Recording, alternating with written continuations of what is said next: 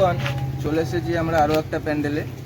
তোমাদেরকে দেখাবো যে দশমীতে প্যান্ডেলের যে একাকিত্ব ভাবটা, মনটা কেমন লাগে সেটা তোমাদেরকে দেখাবো।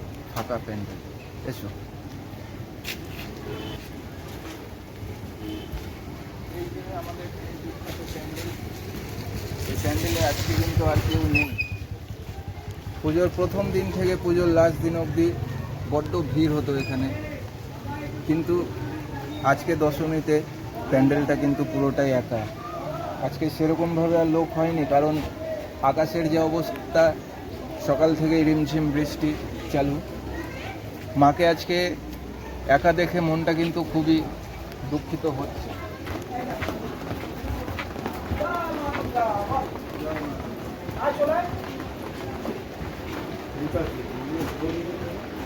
যে সময়টায় এই প্যান্ডেলটায় খুবই ভিড় হতো, খুবই লাইটিং দিয়ে সাজানো থাকতো, উজ্জ্বল একটা ব্যাপার, লোকেদের আগমন। এখন কিন্তু প্যান্ডেলটায় কেউই নেই।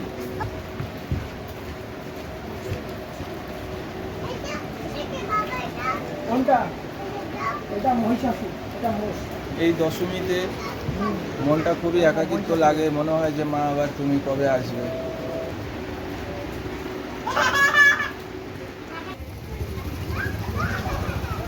এই দশমীতে আজকে প্যান্ডেলটা সত্যি বড্ড একাকিত্ব লাগছে, যেখানে সন্ধ্যা হলেই বিভিন্ন লোকেদের আগমন। দশমীতে এটাই আমাদের মেনে নিয়েই এগোতে হয়।